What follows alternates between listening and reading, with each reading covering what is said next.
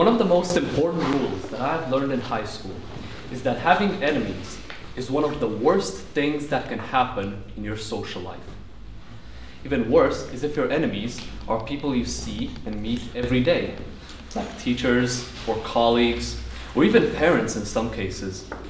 But the worst thing about having enemies is that once you have one single enemy, all of his friends are likely to become your enemy, on the principle that hate can only bring more hate. What I've noticed is that this principle does not only apply in high school, but it also applies on larger scale conflicts, such as wars. Isn't it funny thinking that most of the ongoing wars today can be compared to high school fights? No, it's not funny. It's not funny that in the 21st century, wars are still being fought, with hundreds of thousands of civilians and soldiers dying every year just to prove who is right or who is better. Every gun ever made, every rocket ever launched, signifies a theft from those who hunger and are not fed. These are the words of Dwight Eisenhower, who became President of the United States after the Second World War ended, and witnessed how much suffering war can bring, both from an economical and a social point of view. Do any of you know what was the true cost of the Second World War? The answer is about 80 million lives and $4 trillion. Yes, I know, big numbers. But if you put that into perspective, that's practically enough money to buy Russia entirely. And you'd still have spare change to buy a few more countries. And 80 million lives, it's needless to say that it's about the entire population of Eastern Europe. So was this loss worth it?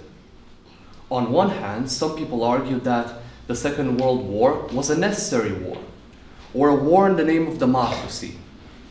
But on the other hand, what difference does it make to the dead whether destruction is brought under the name of totalitarianism or under the holy name of democracy? I took this war as an example because it not only shows how much destruction war can bring from every point of view, but it also shows an interesting example of non-violence. I'm talking about Switzerland, who has been one of the only neutral countries during that war. They only mobilized armies to protect their own borders, which back then was a pretty risky move, considering the fact that, geographically speaking, they were completely surrounded by enemy troops. But by doing so, they not only saved countless lives, but today in the 21st century, Switzerland is known as being one of the most peaceful countries in Europe, a reputation that they have won. The question that I'm trying to get to is who wins the most out of a war? The country with the greatest leader? The country with the most money? Or the country that never got into the war in the first place? And the answer to this question is crucial, because today in the 21st century, the level of technology we have is remarkably high. And if it is used in warfare, then we might not have a next generation to repair our mistakes. So what can we do about this? The way I see it, warfare on a global level can only be avoided through a united global society. And the united global society can only be achieved if each and every one of you helps. You might be asking yourself, what can we do as individuals to help? The answer is simple. Start with yourself. I know it's going to sound cheesy, but people act according to emotion. And if we all pay more attention towards these emotions, feelings, thoughts, and actions, then we will see less conflict on every single social level. Starting with yourself, of course, you'll be at peace. Then your friends and family will follow you. And it will spread to your city, your country, and so on. But it has to start with yourself. It has to start with your desire for peace and understanding. Imagine if we all use this power. Imagine if we all try to shake the world in a gentle way. It will only be a matter of time until war will be left behind as a video game category. Thank you. In the light of the recently awarded Nobel Prize for Peace to the European Union, to what extent do you believe that European countries should continue their operations through the use of military means? In my opinion, they should use it as wisely as possible, because leaders of great countries need to realize the power that the army has. We all know that the president of the country has one of the roles of the president of the country is to be the leader of an army. And he has to realize, first of all, that any army has a destructive power that needs to be held in place as a last resort to any conflict. Sir Winston Churchill once said, "You have enemies? Good, that means you stood up for something." How would you comment that in relation to your speech? There's a big difference between enemies and competition.